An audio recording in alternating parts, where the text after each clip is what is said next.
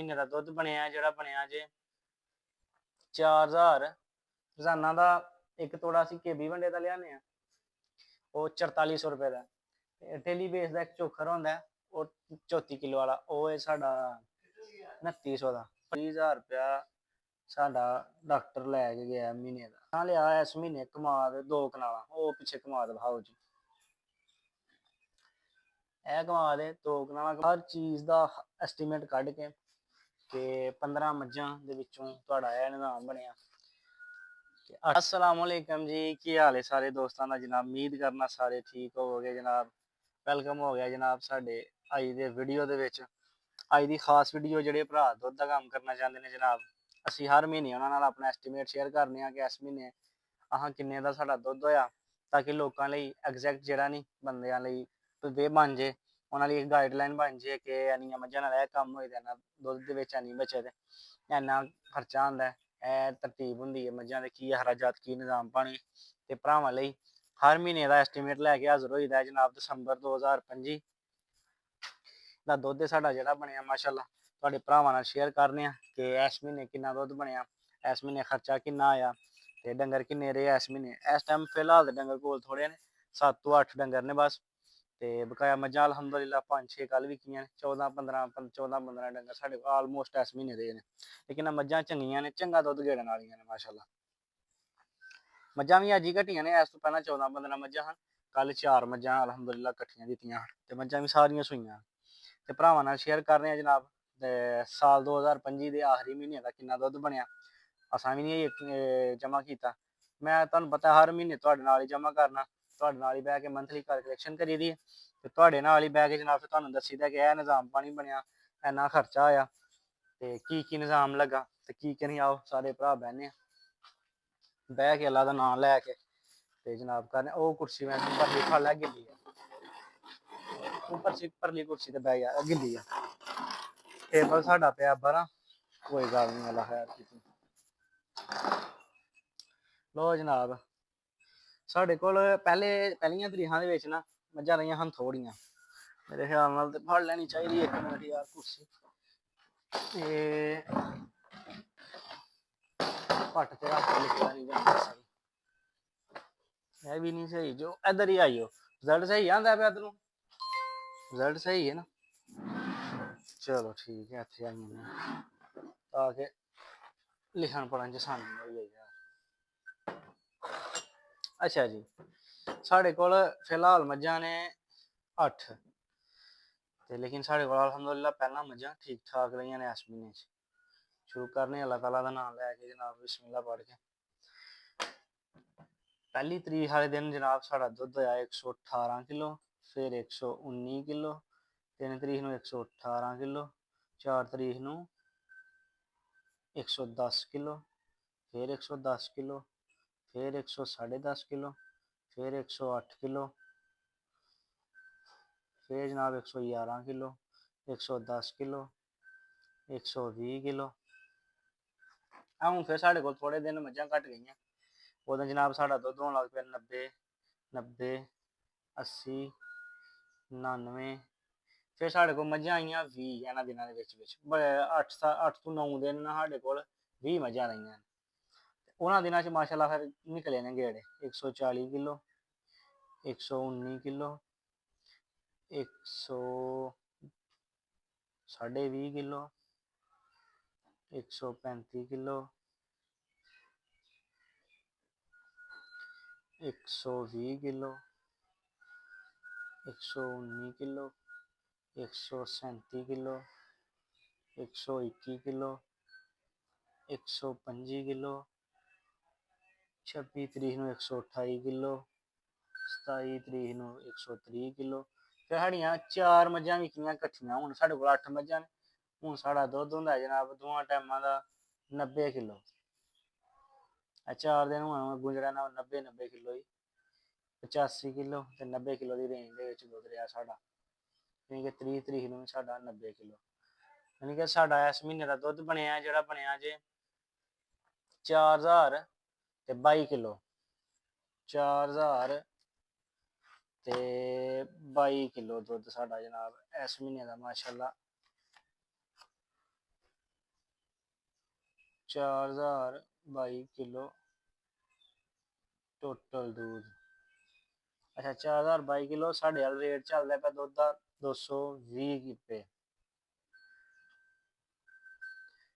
ਇਹ ਬਣਿਆ ਜਨਾਬ 4 ਲੱਖ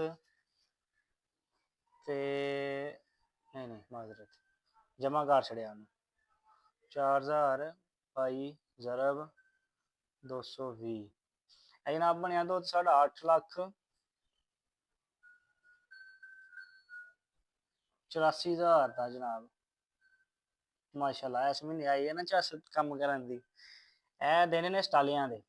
ਇਹਨਾਂ ਦਿਨਾਂ ਦੇ ਵਿੱਚ ਜਿਹੜੀ ਮੱਝ ਦੁੱਧ ਕਰਦੀ ਹੈ ਨਾ ਆਮ ਦੁੱਧ ਕਰਦੀ ਜਿਹੜੀ ਮੱਝ 7 ਕਿਲੋ 8 ਕਿਲੋ ਉਹ ਵੀ ਇਹਨਾਂ ਦਿਨਾਂ ਦੇ ਵਿੱਚ ਨਾ 10 ਕਿਲੋ ਦੁੱਧ ਕਰਦੀ ਹੈ। ਇਹਨੂੰ ਆਉਂਦੇ ਨੇ ਸਟਾਲੀਆਂ ਦੇ ਨਾ ਕਿ ਫੱਗਣ ਚੇਤਰ ਜਾ ਕੇ ਮੱਝਾਂ ਚੰਗਾ ਜਿਹੜੀਆਂ ਸੁੱਕੀਆਂ ਹੁੰਦੀਆਂ ਉਹਨੂੰ ਵੀ ਹਰਾ ਕਰਦੀਆਂ। ਇਸ ਮਹੀਨੇ ਕਰਾਈਏ ਮੱਝਾਂ ਚੱਸ।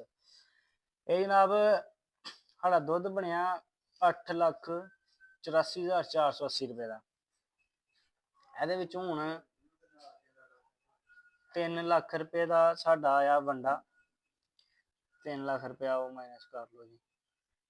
3 ਲੱਖ ਤੋਂ ਆਲਮੋਸਟ ਜ਼ਿਆਦਾ ਹੀ ਹੁੰਦਾ ਸਾਡਾ ਵੰਡਾ ਨਾ ਕਿਉਂਕਿ ਫਿਕਸ ਹੈ ਹਰ ਚੀਜ਼। ਰੋਜ਼ਾਨਾ ਦਾ ਇੱਕ ਤੋੜਾ ਅਸੀਂ ਕੇਬੀ ਵੰਡੇ ਦਾ ਲਿਆਉਂਦੇ ਹਾਂ ਉਹ 4400 ਰੁਪਏ ਦਾ।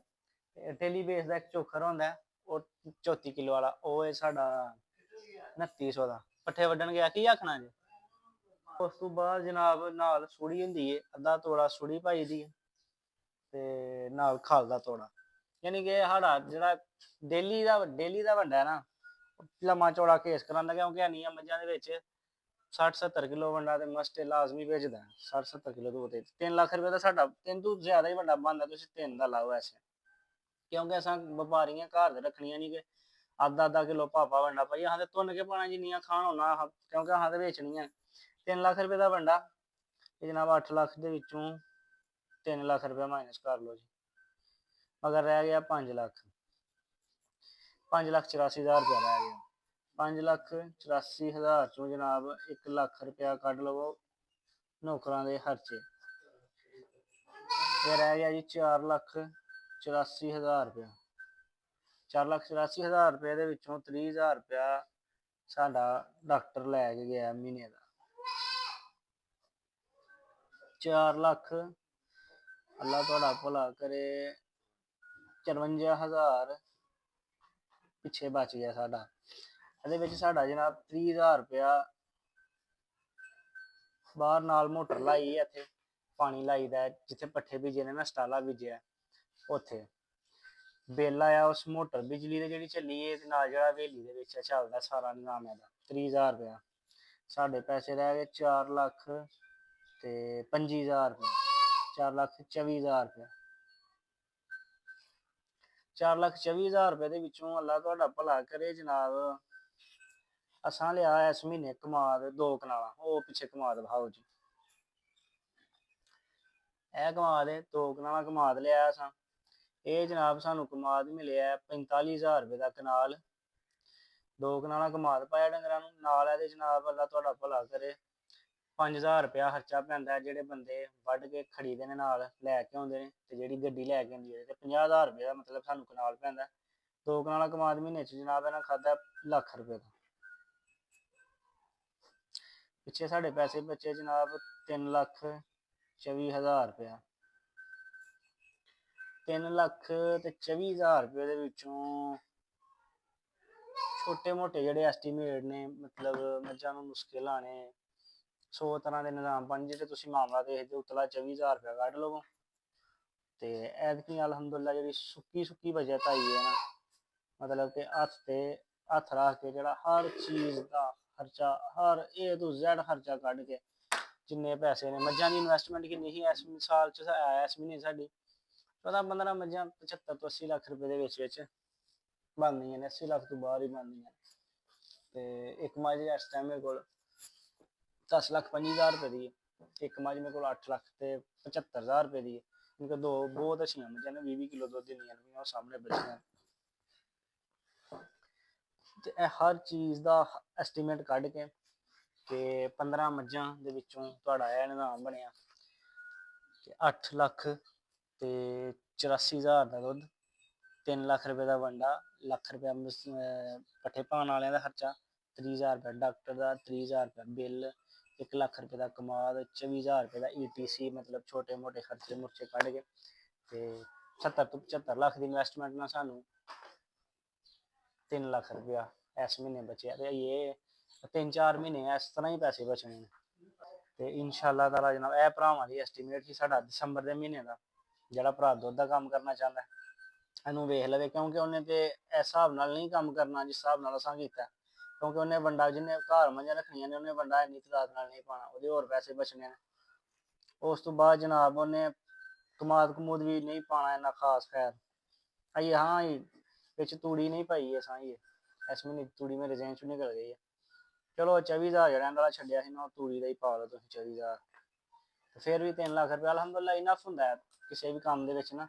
ਮੰਥਲੀ 3 ਲੱਖ ਰੁਪਇਆ ਜੇ ਬਾਹਰ ਜਾ ਕੇ ਧੱਕੇ ਖਾਣ ਨਾਲੋਂ ਚੰਗਾ ਇੱਥੇ ਰਹਿ ਕੇ ਤੁਸੀਂ ਜੇ ਤੁਹਾਡੇ ਕੋਲ ਚਲੋ ਇਹ ਤੇ ਵੱਡਾ ਸੈਟਅਪ ਹੋ ਜਾਂਦਾ ਨਾ, ਜੇ ਥੋੜਾ ਵੀ ਹੋਏ ਜਿਸ ਤਰ੍ਹਾਂ ਕਿ 5-6 ਮੱਝਾਂ ਵੀ ਹੋਣ ਤੇ 1.5 ਲੱਖ ਰੁਪਇਆ ਆਪਣੀ ਮਿਹਨਤ ਕਰਕੇ ਬੰਦਾ ਰੱਖਣ ਤੋਂ ਬਗੈਰ ਬੰਦਾ ਈਜ਼ੀਲੀ 1.5 ਤੋਂ ਪੌਣੇ 2 ਲੱਖ ਰੁਪਇਆ ਕਮਾ ਸਕਦਾ ਬੰਦਾ ਨਾ ਰੱਖੇ ਤੇ ਆਪਣੀ ਮਿਹਨਤ ਕਰੇ। ਤੇ ਮੇਰਾ ਮਸ਼ਵਰਾ ਹੈ ਇਹ ਕੰਮ ਕਰਨ ਵਾਲਿਆਂ ਨੂੰ, ਜਿਹੜਾ ਬੰਦਾ ਦੁੱਧ ਦਾ ਕੰਮ ਕਰਨਾ ਚਾਹੁੰਦਾ ਅੱਲਾ ਦਾ ਨਾਮ ਲੈ ਕੇ ਐਸਟੀਮੇਟ ਦੇ ਨਾਲ ਸ਼ੁਰੂ ਕਰੋ। ਅੱਲਾਹ ਤਾਲਾ ਇਜਾਜ਼ਤ ਖੈਰ ਕਰੇਗੀ। ਵੀਡੀਓ ਚੰਗੀ ਲੱਗੀ ਹੋਏ ਤੇ ਲਾਈਕ ਕਰ ਲੈਣੀ ਹੈ, ਚੈਨਲ ਨੂੰ ਸਬਸਕ੍ਰਾਈਬ ਕਰ ਲੈਣਾ, ਬੈਲ ਆਈਕਨ ਨੂੰ ਦਬਾ ਲੈਣਾ। ਮਿਲਦੇ ਹਾਂ ਇੰਸ਼ਾਅੱਲਾਹ ਤਾਲਾ ਅਗਲੀ ਵੀਡੀਓ 'ਚ।